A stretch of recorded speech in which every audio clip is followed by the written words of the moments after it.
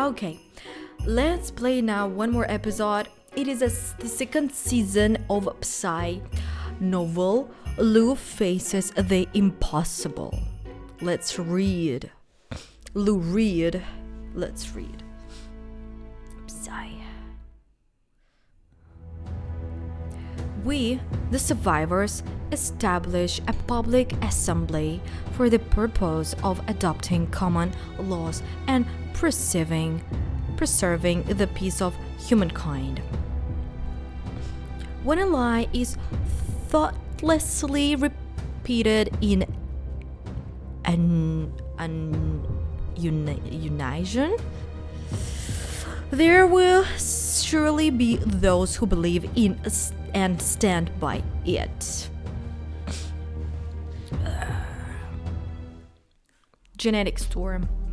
Episode 1st, an interesting conclusion. Lou looked around Sudville, a village on the edge of the inhabited territories. She had expected a place even more backwater than Le Luge. Instead, she was pleasantly surprised by its appearance. The old books describe places like this is pastoral.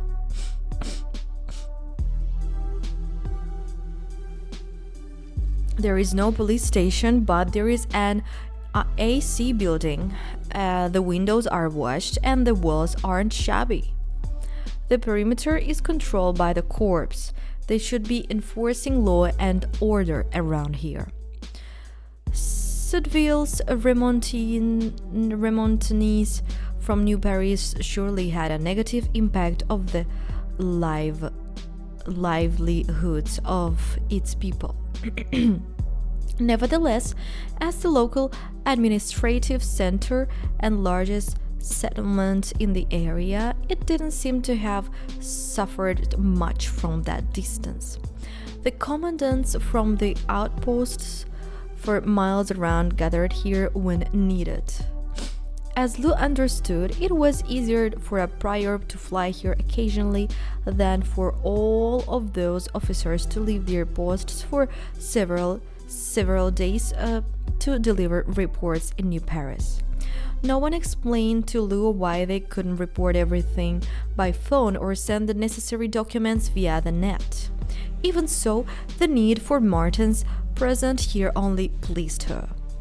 Their flight over had left a positive impression. After the catastrophe that almost destroyed humanity, there had been no attempt to resume the mass production of helicopters. Electric motors required particularly strong and lightweight house signs, and engines required special kinds of fuel. These factors made flights extremely expensive and quite uncommon. Helicopters were carefully maintained and used infrequently. Lou smiled as she remembered the view from above. She had liked it. It was loud though. Lou took out her phone and checked the time. The prior was discussing something with the commanding officer inside the AC building. Daniel was of course with him. Kay was inside too. Lou remained outside at the entrance. Before putting her phone away, she noticed the icon for the public network connection as it vanished. It blinked for a second, then immediately disappeared again. I see. It's pretty here, but it's the middle of nowhere. There is not even a decent connection.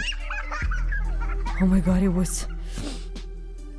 From around the corner, playfully jostling for the head, a boy and a girl appeared. The children had likely seen the helicopter from behind the building, and now they were curious about the unfamiliar woman standing by the entrance. They are so young.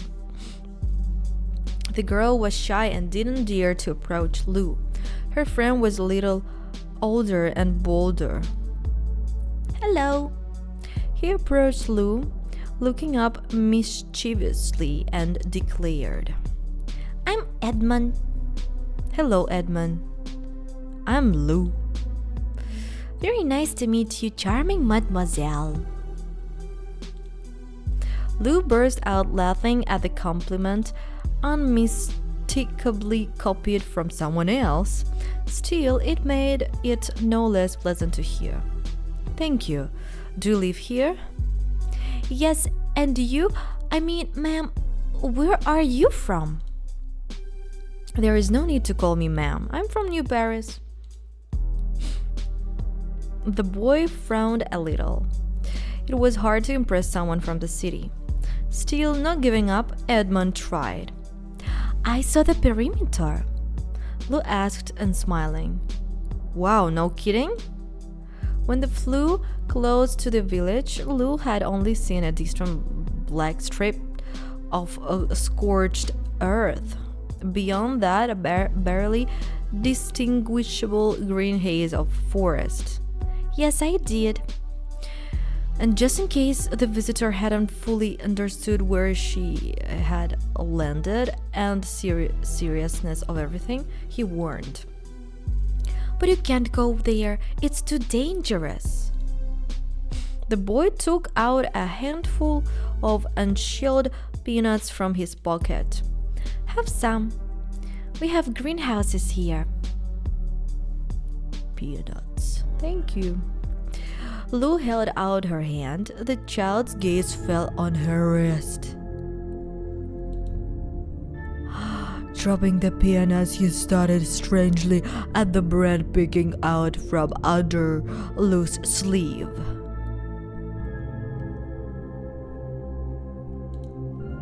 What's wrong? Don't be afraid.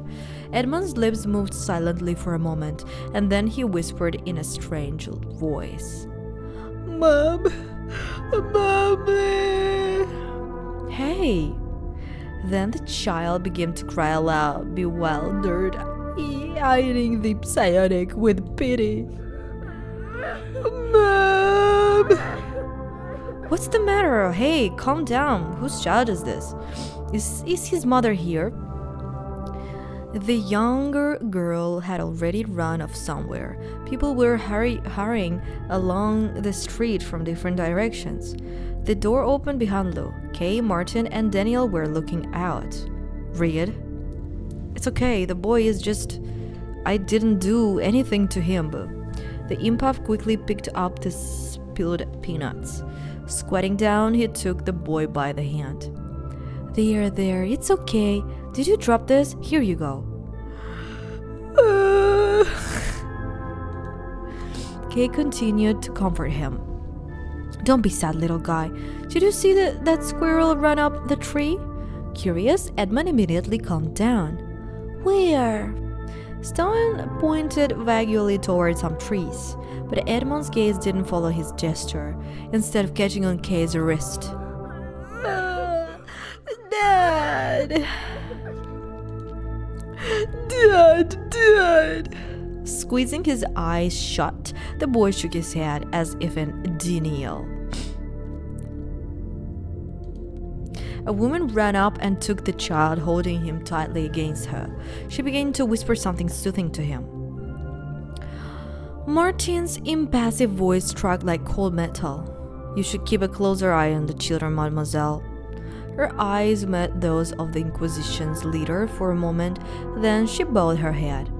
Yes, Monsieur Prior, I'm sorry. Please forgive me. Jab me with another blocker, but I think they know each other. Eva had already lost interest in the situation. She turned to Daniel. Tell the pilot to get ready for takeoff.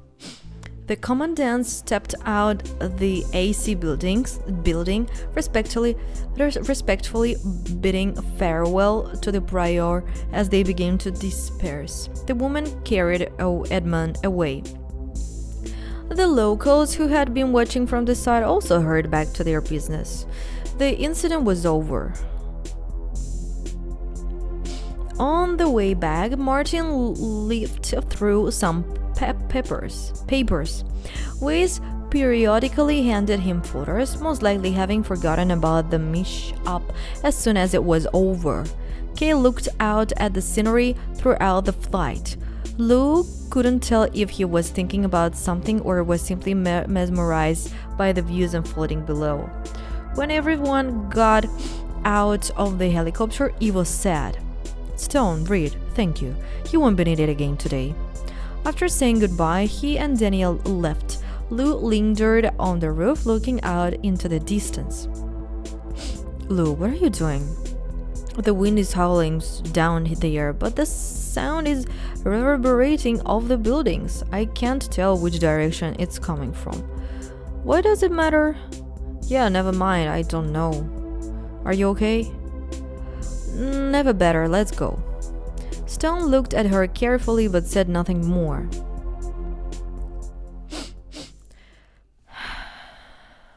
Lou had no intention of moving out of Termitory.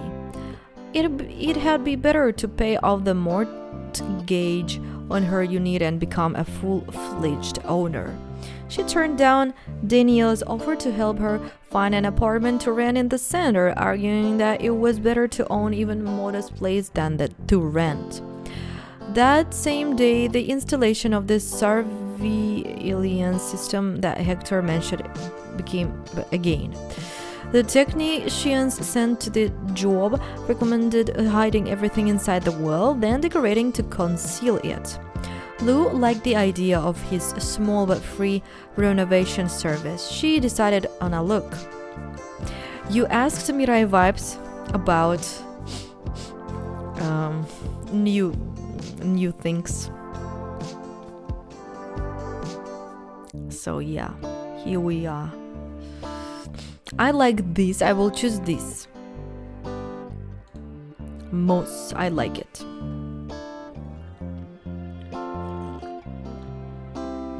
Leaving the specialist to work, Lou called Kiddo. She was hanging out at the main mall with her mother. New furniture also will be, but later. The next number Lou dialed was Jonas's. I'm home from the night shift, but I already slept it off. You can drop by. What's that? What's that? Oh, Jonas, wait. Is it now or no? I don't know, really.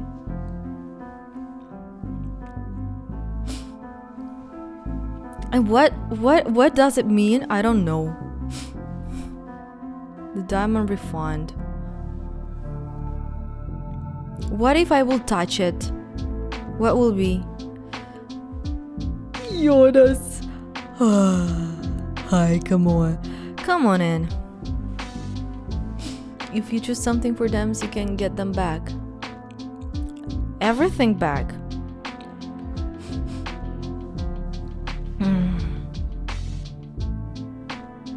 We don't need it, yes guys? There was a large bag of chips and a tablet displaying some text on the table. A TV show about animals was quietly murmuring in the background. Jonas poured Lou a big mug of tea without asking. Thank you. What are you reading about? Guys, I don't like how she looks like, okay? We are with Jonas. Let's wear something.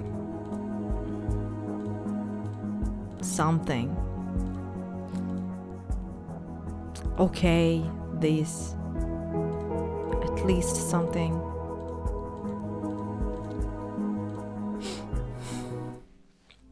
Thank you. What are you reading about? Coronary artery bypass grafting. I see you're studying. Something like that. I've chosen my specialization. I passed the internal exams. And what did you choose? Cardiac surgery. Yeah, true. Holy shit, seriously? Jonas, what about your psi? That's dangerous. It's not like closing up knife wounds. It's not like I am absorbing the damage entirely, Lou. And there, the psi is a lot more effective when you know exactly what needs to be done. I can really help. Since I am a psionic, they don't mind taking me on as an assistant, so I'm gaining experience. Lou smiled. Cool. Jonas light up a cigarette. How are you? I got reassigned. They needed a telekinetic from the corpse who is not but ugly or a total idiot and has at least some combat experience. Jonas took a long drag on his cigarette, holding the smoke in his mouth, and asked, "Where are you now?" "On the personal escort team of the prior. Extra security reinforcing the main team." The healer shook his head. "Congratulations, well done." Lou squinted and reached for a cigarette herself. "Is this sarcasm?" He offered his lighter. How do they feel each other after this night in the club? "No, what's sarcasm, Lou? You're a sledgehammer, breaking right through the ranks." Surprised by his reaction, Lou said, "You know, Jonas, that's not what I was expecting to hear from you."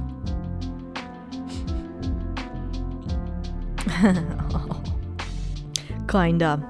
Smiling, Jonas said, "Lou, come on. Who am I to lecture you? You're a big girl. You get to decide what you do with your life." "I hope so. And you're doing just that. You know how I feel about the clergy." "Crap, only a complete jerk wouldn't be proud of you. Who wouldn't admit that you have done great?" "Jonas?" "Thank you." "How is Irma? I haven't called her." "She's alright. She got called in about partner control. She's got high loyalty." Their relationship, yeah, kinda harsh. How to say it in English? But anyway, they have just different visions of life. What did they want? They were recommending men for her to meet according to their genetic data for procreation. She went, listened, and nodded. She said she wasn't interested. "I see. How did Toma take that?" "Well, he was waiting for her in the hall." "Oh, great." The topic of their conversation and events in Sudville prompted Lou to ask a question. "Speaking of procreation, tell me, is there any chance of psionics having children?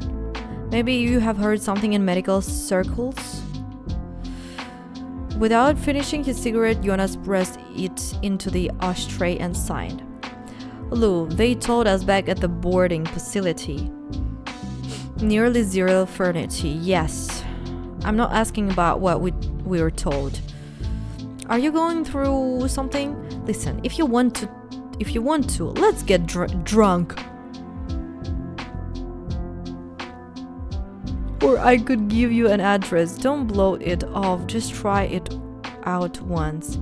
It's a good psychiatrist. You can talk." "Don't. I won't go." He looked at his friend with sincere compassion. "There are kids who don't have families."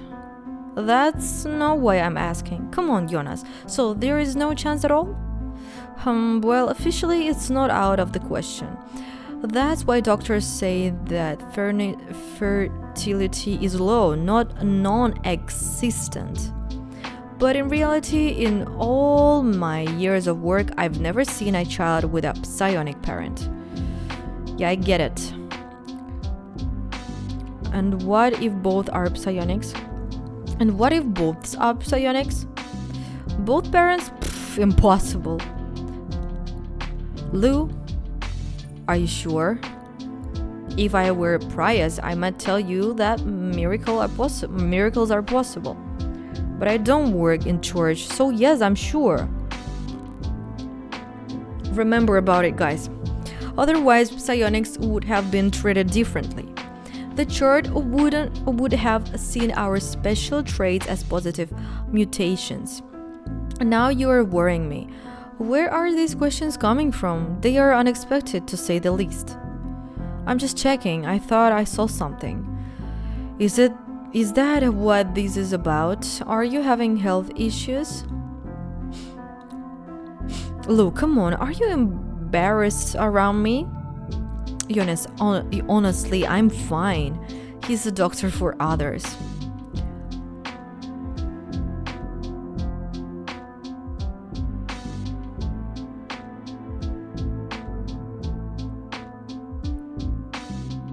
How would I react to him giving me a checkup? Isn't that a bit too intimate?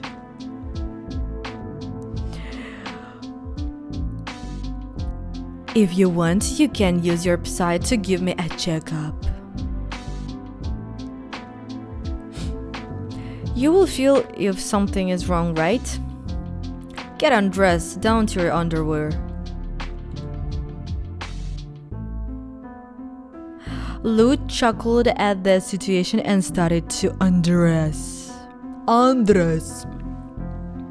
In the meantime, Jonas washed his hand through.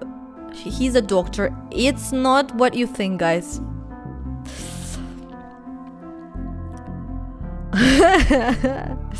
Lie down, flat on your back.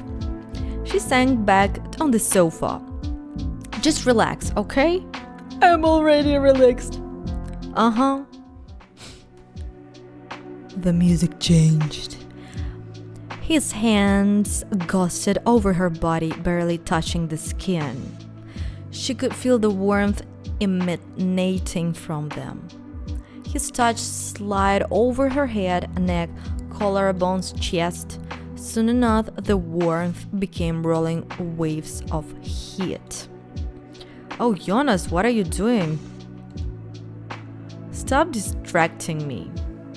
His palms moved lower down her body and lingered over her stomach for a long time. The sensations were strange, but very pleasant. Lou closed her eyes.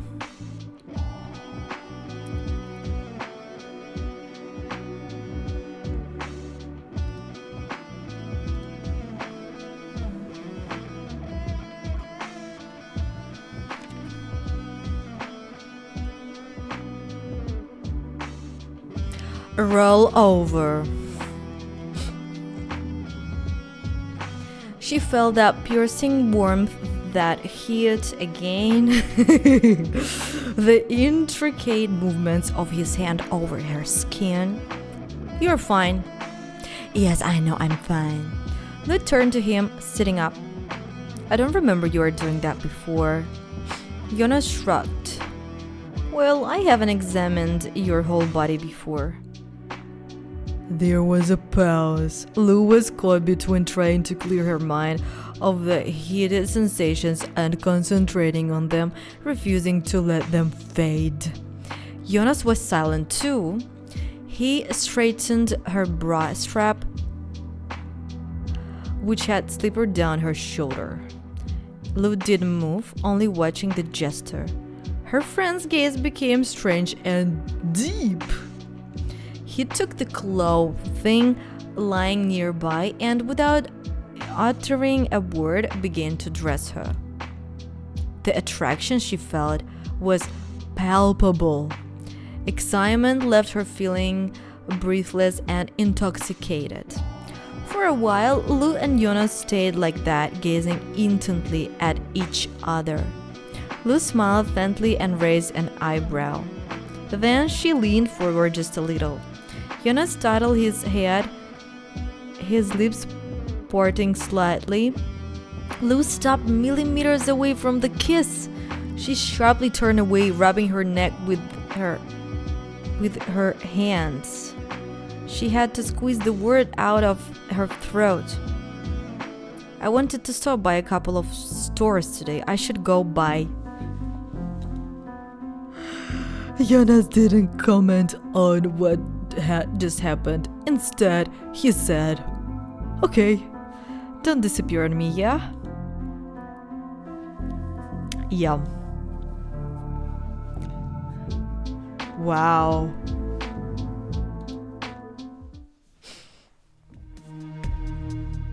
More Jonas, more Jonas. Imagine, guys, to have this checkup, not going to any.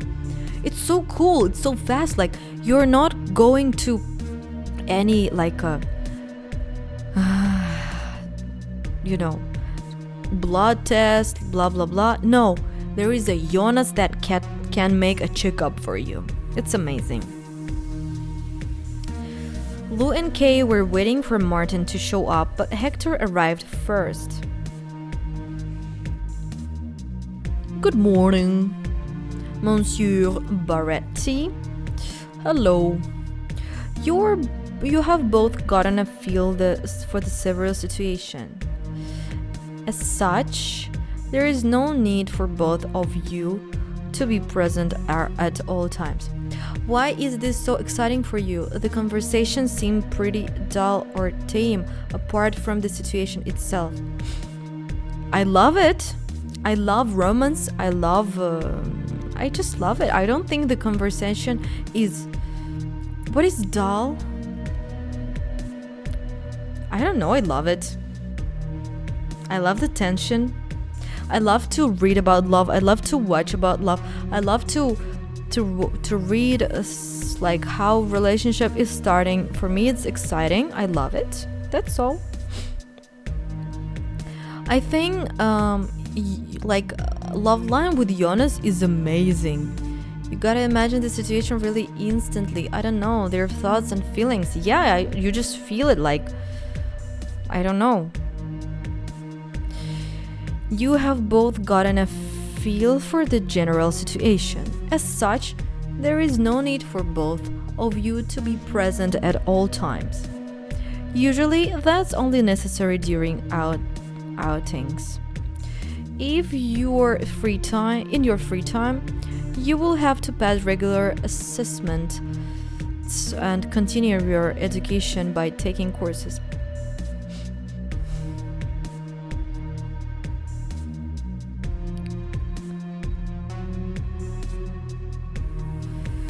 I just like to read about love, that's all. I just love love, that's all. And not only love, I just love stories, books, also like... That's all. Either once you attend... This is love already. Why not? Either once you attend as part of the ACES programs or once I select to improve your skills. A high standard of physical fitness is essential. Our free time sounds like it will be very active. Don't worry, there will be time for proper rest as well. Today you're on duty, Reed. Lou nodded, acknowledging the order. There is a shooting range in the basement. Stone, I'm sure you will find something to do there. Kay left. Hector sat in his chair. Lou smiled politely at the head of security, then glanced at Daniel. The prior's security continued working enthusiastically, apparently not bothered at least by those sitting nearby. Monsieur Baretti, Reed? Can I ask you something? Of course, from now on there is no need for such formalities. Understood. Did they find the people behind the assassination attempt on the prior? No. Were they by any chance connected to the rebel group? There are no substantial grounds for such an assumption. No connection has been found between those incidents. Although I admit there is no evidence to the contrary either. And the psionics interrogations? Fruitless. No digital traces have been picked up either. Rael Germain, for example, received information through letters written on organic paper. It's also very, very, very interesting thing, guys. Lou was surprised. Organic? Yes. She tried to think of the last time she had heard of someone using paper like that for letters or notes. Probably never. There are plenty of places to buy it, but it's expensive. It's only used for important forms, document, greeting cards. It's like putting face cream on your shoes. Of course you could, but why the hell you would do it? I guess someone decided against email. Okay, the neckwear is controlled by the chart to some degree. That's logical.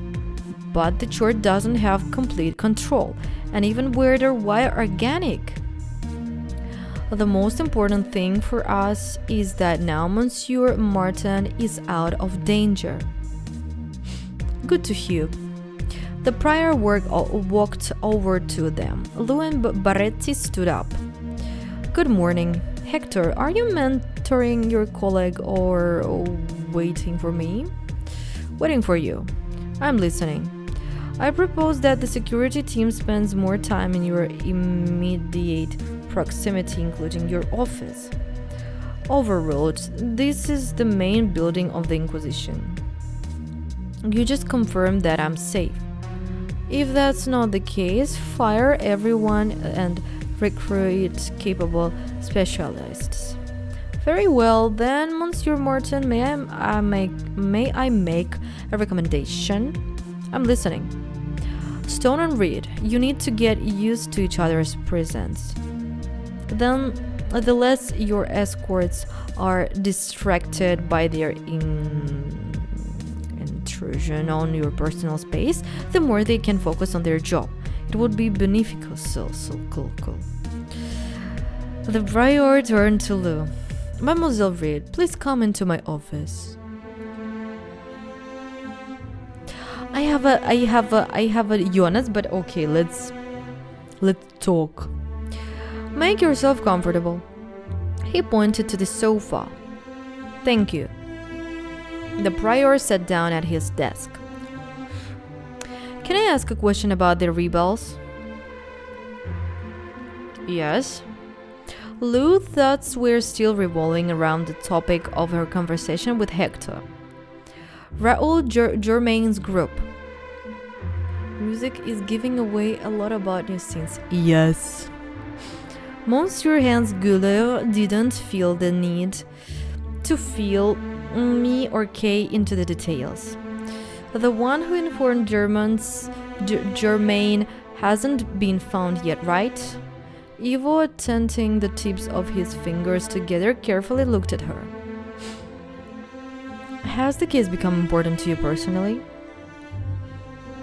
If that person had anything to do with the assassination attempt made on you, security would benefit from knowing this information. She added frankly. You're right, though. It was my first assignment, and they were killing psionics. You guessed right, they haven't found the informant. Another question, if I may? Why did Guller close the case then? He closed the case regarding the psionic murders and the plans for the bomb's detonations.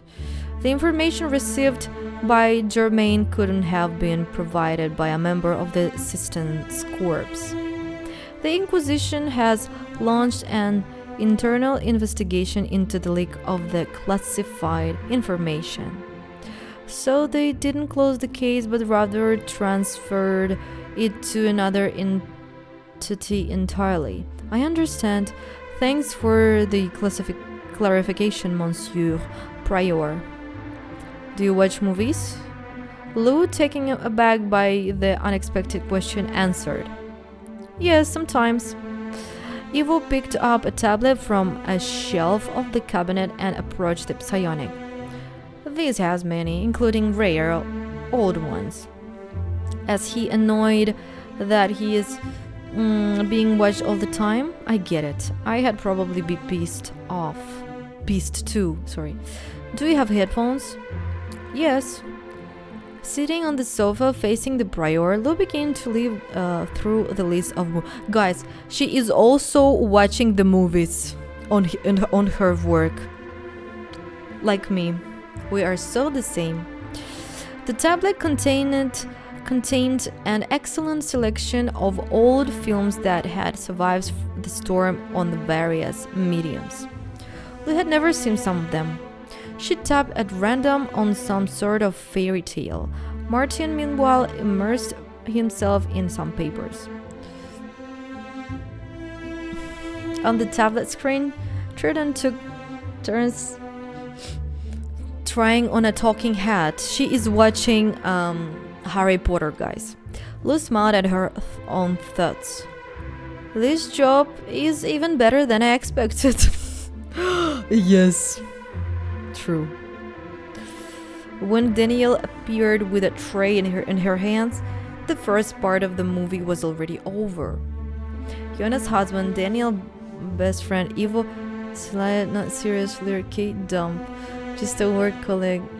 That's gotta be the plan. The secretary put one cup of coffee in front of the prior and a second on Lou's table. The psionic whispered, "Thank you." Thank you. Martin thanked Weiss. She left and the prior, apparently deciding to take a break, put the folders aside. He took his cup, glanced at Lou and nodded politely. "Monsieur Martin, do you always drink coffee at your desk?" Based on their previous communication, Lou considered the question appropriate and she wasn't mistaken. Martin smiled in a restrained manner, the corners of his lips barely rising. He walked over, taking the chair next to the psionic. "Reed, you went to the boarding facility too, as I recall?" "Yes." Eva struck up a polite but completely inconsequential conversation. In any case, Lou didn't believe that the prior was genuinely interested in which extracurricular activities she had chosen. Trying to keep the conversation going, she noted, "I like old movies, as do many others. Our modern film industry has very limited resources. First of all, human resources. Back in the day, talented actors, directors, and other creative minds from all over the world could gather together." The man had finished his coffee, but he lingered, not immediately returning to his work. Then he asked, "How do you feel about the music?" "I like good music." He suddenly grew interested. "And what do you consider good music?" She took out her phone and turned on a few tracks from its player. As he listened to the songs, the prior smiled, this time more openly. "Thank you for sharing, it's truly interesting. I think you have a good taste." Earlier choices affected Lou's relationships with Eva. Martin returned to his desk and his papers. Turning the cup in her hand, Lou watched him. A question that had been on her mind popped into her thoughts again. The prior seemed to feel Lou's gaze as he looked at the documents. "Reed, is there something you want to ask?" Not trying to curry favor with her boss or hide her thoughts, she walked over to his desk. She asked, "No one hears the conversation in here, right? That serious?" The prior pressed the button hidden under the desk. "Nobody now. Also, no records are kept. Ask away." "You don't trust the rest of the security team?" Ivo Martin, in no hurry to answer, gestured for Lou to sit down. Then he started. "That's an interesting conclusion. I assume it was you who noticed Kate during our chance encounter at the farm. I think it was you, not Monsieur Baretti. Your head of security would only consider candidates that are more flawless. Kay was once fired from his job as a bodyguard. Obviously, there was a reason for that. If I'm right, why would you have made such a decision?" Martin's voice and gaze were impenetrable. "Curious reasoning. So why?"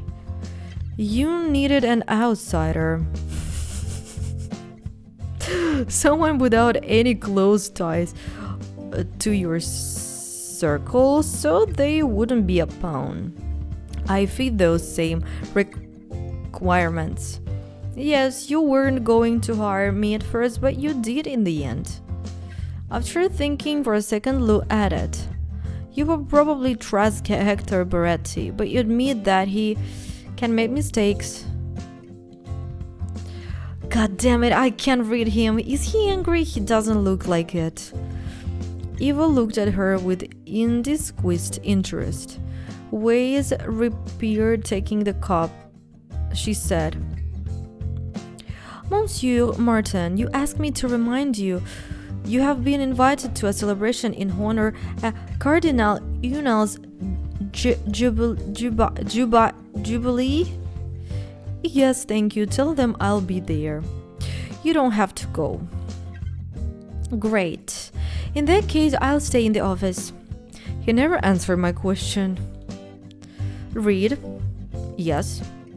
You will need a dress. Got it. Should I buy a specific one or can I wear something of my own? A dress will be provided for you. Should I help her pick one out? Yes, wonderful, thank you. You are both free to go.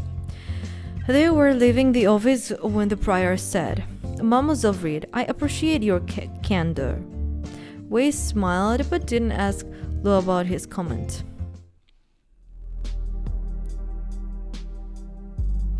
The woman waited for Kate to arrive so he could switch places with Lou. Daniel then escorted Lou to her assigned room.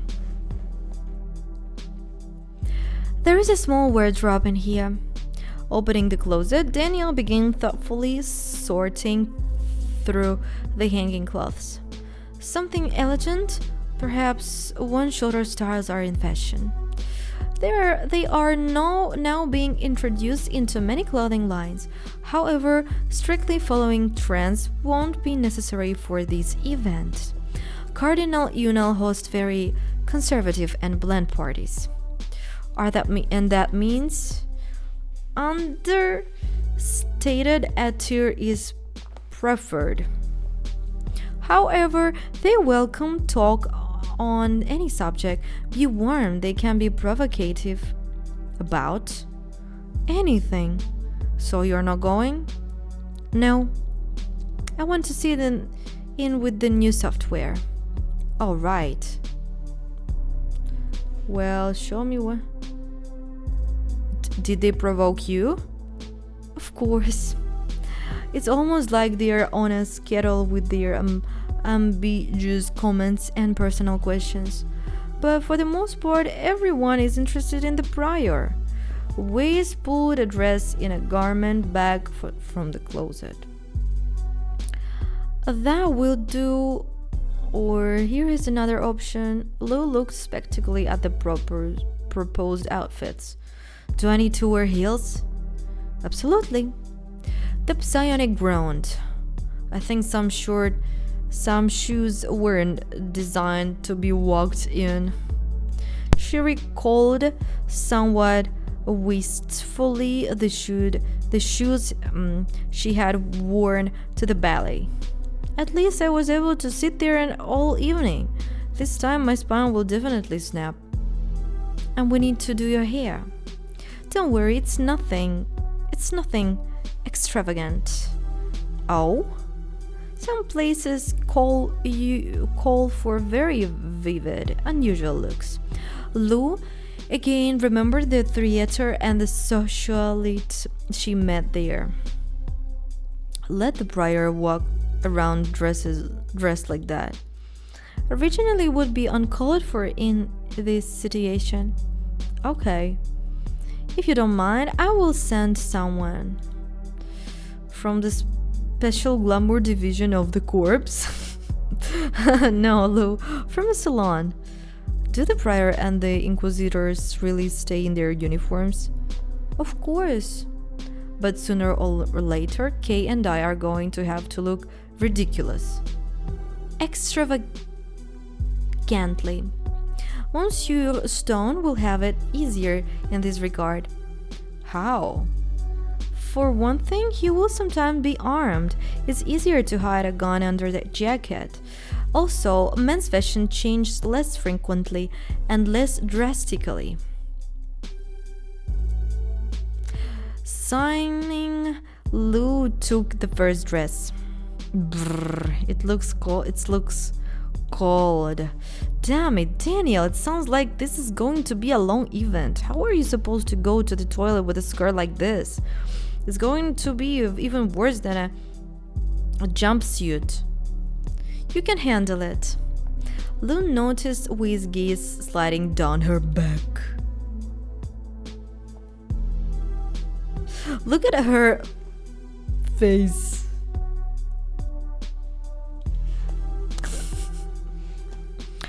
Caramel fantasy.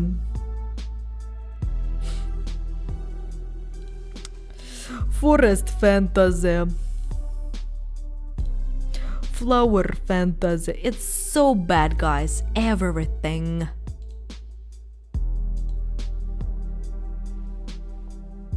Everything is so bad.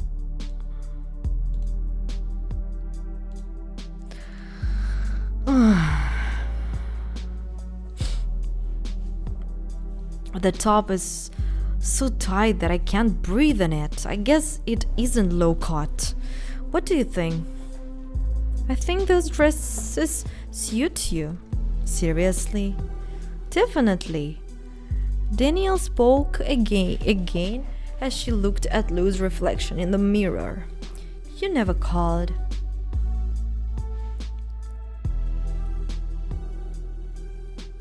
I know, I couldn't find the right time.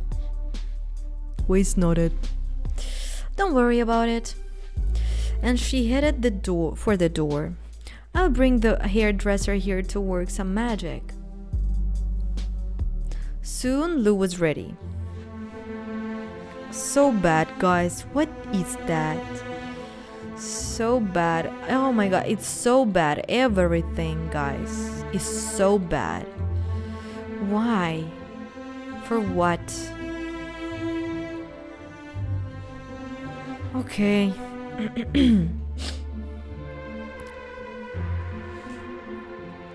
Can't fix. The haircut is worse.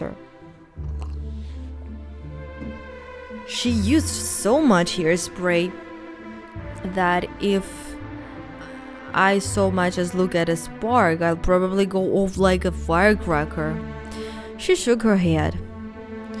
It's okay, at least it doesn't look like it's glued down. Mademoiselle Reed, you look amazing. Thank you. Kay nodded in approval.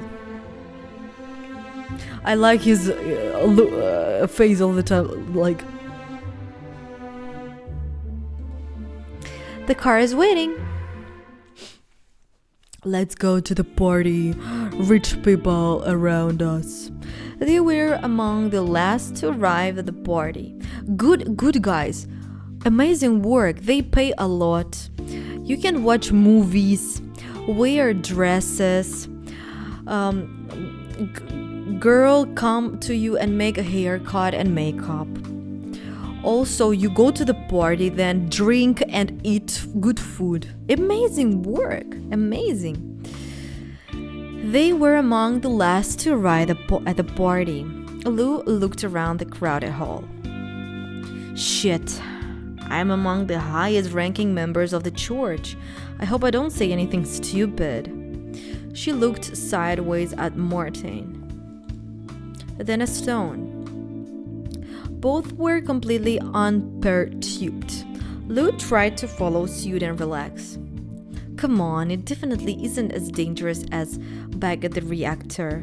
In any case, they won't shot me here. Lou didn't recognize the man who approached them.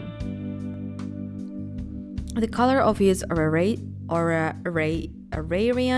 the vestment wrapped over his shoulders, marked him as a cardinal. Monsieur Martin, I'm glad to see you. Monsieur Unal, I wholeheartedly congratulate you. Did your gift arrive? Oh yes, I received in it this morning. Thank you, it's very nice. You have impeccable taste as always. No words, no words. I'm glad you liked it. Despite the natural ease of their smiles, the psionic had no doubts about their utter unsingularity. Sounds a little bit like model work, going to events, always making sure of looking the best. Yeah. Escort. More. It's escort, but without this. The market vendors intermediary could learn a thing or two from these guys. Even they don't know how to lie this convincingly. What interesting company you keep. Are they security? My escort, Monsieur Stone, Mademoiselle Reed. The answer didn't seem to entirely satisfy Unal's curiosity. Congratulations, Cardinal. I am always glad to see new faces. Well, enjoy yourselves. Eva Martin moved through the hall, greeting guests. Kay, who had more experience, Oh, it was hurt. Sorry. Discreetly held Lou back, whispering, never in the way, but always close.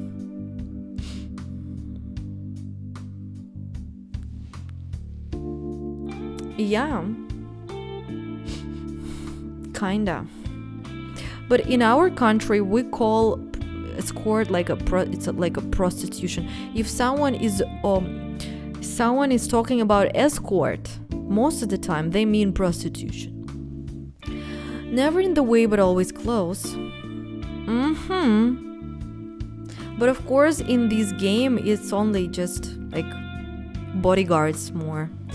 Lou filled the stairs on her, curious, indifferent, ogling, dismissive. Soon, someone recognized her partner. Wow, Monsieur Stone, is it really you? What brings you here? Kate didn't stop to chat, just nodded as he moved on. Somehow, that didn't offend the guests at all. From another group, they heard more voices. Doesn't the prior have a new boy?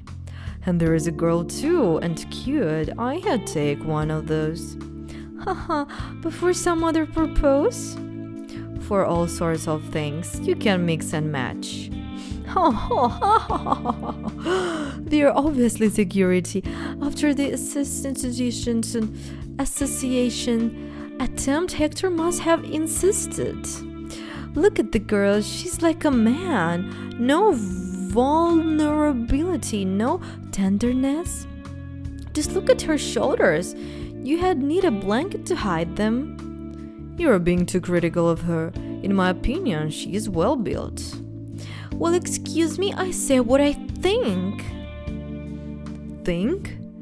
You flatter yourself. You're incapable of thought. Most of the guests, as expected, showed interest in the man of the hour and his distinguished guest. However, Lou did not entirely escape their attention. Some woman at the buffet table, picking a dish, whispered animatedly with a priest. Did you see it? You see? I think she has a mark on her wrist. Yes, it's a psionic. That's right. It's so important that even people like them find a place in the church. Yes, you are right. It's especially important during such difficult times. What are you talking about? When have times been easy? Marc Jonsier appeared in front of Lou, an elegant companion looped around his arm. The Inquisitor smiled affably. Mademoiselle Reed, good evening. I confess I didn't expect to see you again so soon. Lou answered with an equally friendly smile. Monsieur Jonsier, the feeling is mutual, believe me. Yes. Let me introduce you. My wife, Letizia. Nice to meet you. Hello. Luke gave the Inquisitor's wife a quick glance. Well, Jonsier has an eye for beauty. I haven't seen you before, and Max never mentioned you. That's not much of a surprise.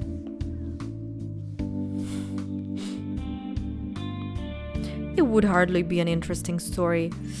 The circumstances of our acquaintance wouldn't be much of a tale either. Not the best topic for a celebration like this. Isn't that right, Monsieur Jonsier? Right. It's all just work. Let's not spoil the buffet. I see. So you are from the prior security team? Lum neither confirmed nor denied this. Letizia waved her hand, gesturing to the surrounding guests. How do you find society? Luke continued to smile diligently. Informative. The Inquisitor's wife was surprised. In what sense? Listening to the conversation around here, it's clear that the people in New Paris and the surrounding area live quite well, all things considered. Excuse me? Things could be worse with a leadership like this. But... Thank you for the conversation, Mademoiselle Red. Crap, self-deprecation isn't their style, is it? The Inquisitor and his wife departed. The prior passed by and maintained his well-polished, friendly expression, addressing Luke quietly so no one would hear. Be careful, Reed. Not everyone present has a sense of humor. Noted, sorry. It was a good joke, though. Martin moved slowly around the hall, and the partners followed him.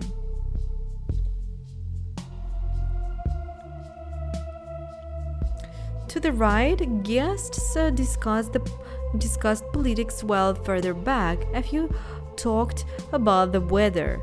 On the left side, the head of the Inquisition's escort once again piqued their curiosity. Psionics? Both of them? Are you sure? Of course. Interesting. It's a political move. Do you think so? Certainly.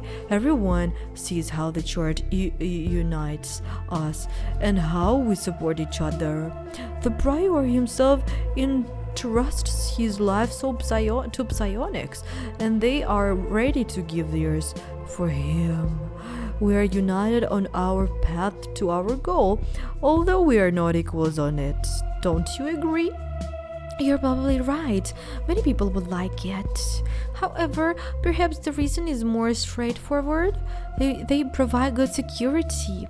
Look at the woman's perfect sensual lips. And her partner is so handsome and tall. Soon, all the titles, names, and surnames muddled together, and the conversations merged into an unintelligible hum. Live music drowned out many of the conversations, and Lou was glad for it. Occasionally, the psionic was taken by the urge to push some of the guests, discussing her and Kay into the food-laden tables. However, she refrained. Is the mademoiselle bored? Putting a smile on her face again, Lou turned to the stranger. And have you decided to entertain me? Holy shit, that's a preacher from TV.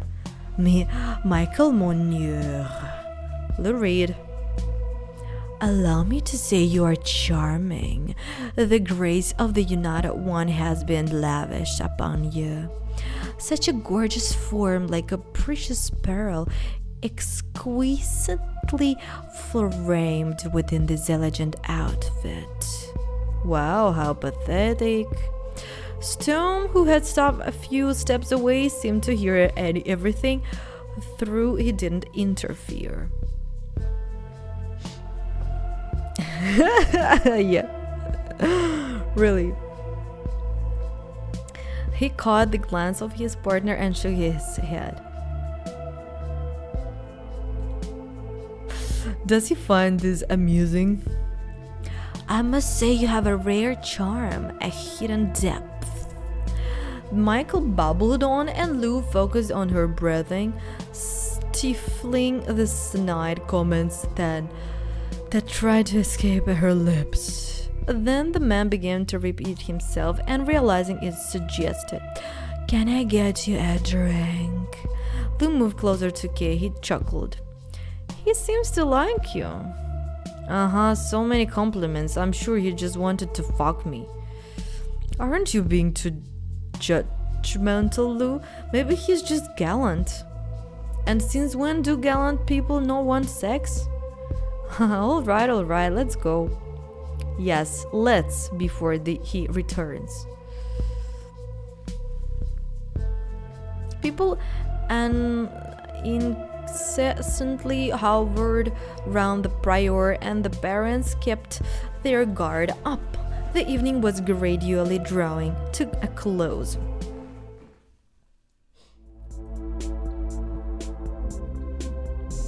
Lou expected Martin to go home, but instead they returned to the central building of the Inquisition. It was already late and Daniel wasn't there. Reed, Stone, thank you. Everything went well. I am pleased with your work. That's all for today. Prior disappeared into his office. Lou sank into a chair with a sigh and took off her shoes. Oh, that feels so good. I don't know what hurts more, my feet from the heels or my cheeks from smiling. I'm sorry, really. Kay took out a brightly colored card from his inner pocket. I was thinking about your helmet. This is for a discount at a specialty store. Thank you. Without putting her shoes back on, Lou stood up and kissed him on the cheek. Go tomorrow, I'll take the first shift. Okay, I'll take the next.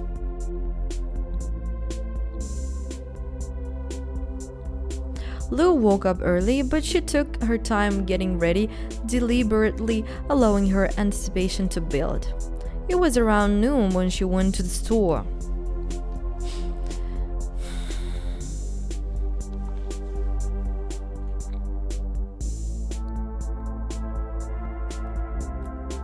There are so many cool things, and I need everything.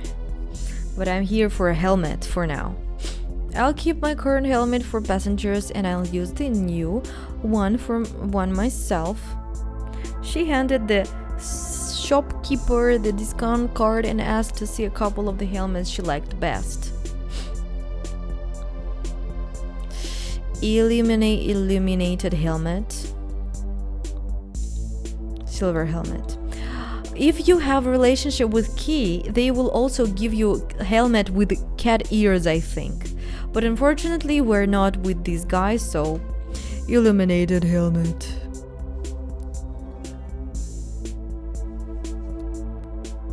Cool. I'll take it. Late in the evening, Kate dropped by. Hello. We have had no incidents. Here, an official parking pass. Parity asked me to give it to you.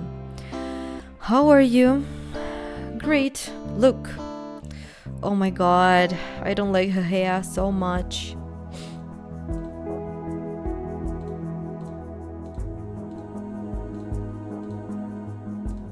Everything is so bad. Oh my god. Helmet with the cat ears. Kinda, yeah.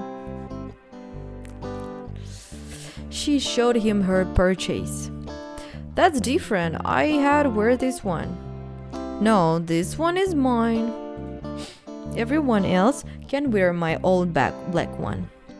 Kay's gaze fell on the old helmet. You didn't throw it away. I didn't feel right. It didn't feel right. Kay nodded. It's not just a helmet, is it? Empath. Stone was a little embarrassed. Sorry. It's okay, you're right. I kept it because of the memories. My father gave it to me. He used to work in the mines. Come on in. Want some soup with who knows what in it? Sounds delicious. Can't wait to taste it. It's good. As she fumbled around the kitchen unit, Lou began telling Kay about something she hadn't spoken of in a very long time. At first, she hadn't talked about it because the memories of her father were too painful, but over time she had grown used to not discussing it. Some of the mines are really old. They began to dig them even before the storm. Now they are reopening and resuming operations. They have cleared the rubble in some places. Others are flooded, so the water has to be pumped out. Sometimes they find things left over from before. People try to sit out the storm in the mines. There are so many things in there. I was little at the time. And there is a playground in the village. Well, you saw it. They built a motorcycle there, out of tires. The motorcycle made from old tires was one of the few places the children of Le Louche could play. Little Lou liked it very much, but it was almost always occupied. Sometimes she had to fight boys for the right to play on that toy that wasn't for girls. And she fought. And so she fought. It hurt a lot, and she was scared, but it was worth it. Sitting in a rubber saddle and holding the handlebars, young Lou would imagine that she was riding somewhere. She rode along a highway that ran straight ahead like a string, and the wind whooshed in her ears and made her eyes tear up. The horizon stretched before her. Or sometimes she had carefully ride down a country road along the mysterious and dangerous perimeter. It didn't matter where, as long as it was far away from the monotony and gloom of Le Louche. It was whatever destination she chose, whatever she felt like it. Her mother didn't understand, but her father knew how important it was to his daughter. He knew that she was fighting not for a toy, but for moments of freedom. Using her lips to imitate the sound of an engine, she had heard one in an old movie once. Little Lou didn't notice her father approaching. Lou, look what I found. Now it's yours. Alfred Reed handed his daughter a motorcycle helmet, a real one, not a toy. Wow! Wow, Daddy, it's so cool, thank you.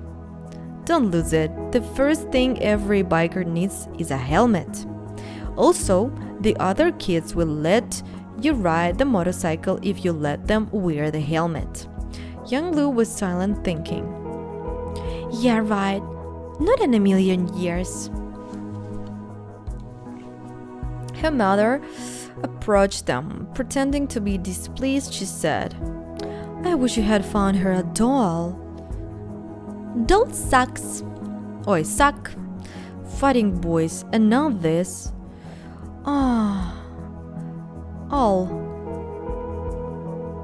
What kind of daughter are you raising? Alfred hugged his wife and winked at Lou. A worthy person, she is smart, and she will decide who she wants to become. I love you both so much. It was a great day. Beautiful family. So, Kay, it's your loss that you refused to wear it. Everyone else was jealous and thought it was cool. Stone grinned. Funny. Lou, I'm sorry if... It's okay, absolutely, don't worry about it. I won't wear it. It's not comfortable to drive in. The glass is scratched and can't be replaced. They don't make them like that anymore. And you can't hear a damn thing. You can't even put in headphones. It must have been an old model even during the storm, but I get it. She smiled. Thanks for the gift. I wouldn't have bought one as expensive as this. When they sat down to eat, Stone nodded towards the renovated wall. Stylish, by the way. Yep, but I can't carry out a normal conversation now. What do you say about going to Platypus? Let's go. Not with you, maybe, Kay. You wanted to say something. He wasn't asking, but stating a fact. But I wouldn't mind having a drink while I say it. Lou shared her thoughts with the empath about why Martin had actually hired them as his escorts. Admittedly, I have thought about that too.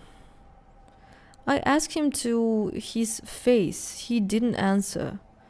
Take it easy, Lou. Don't push it right from the start. Yes, I get it. It's pointless. Also, do you receive letters on organic paper? Never. No one wastes that kind of paper writing to me. Me neither. But Raoul Germain did. Can you explain on that?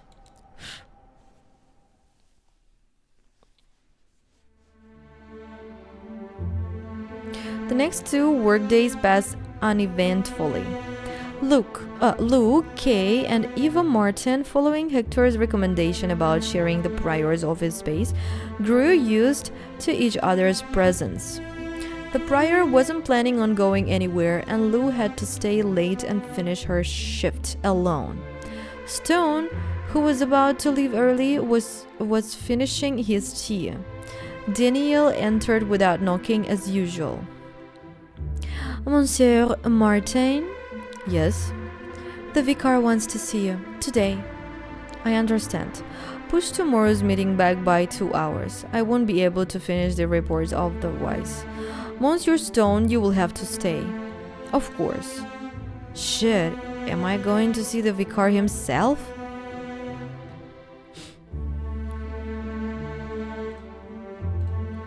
Okay guys, thanks for watching.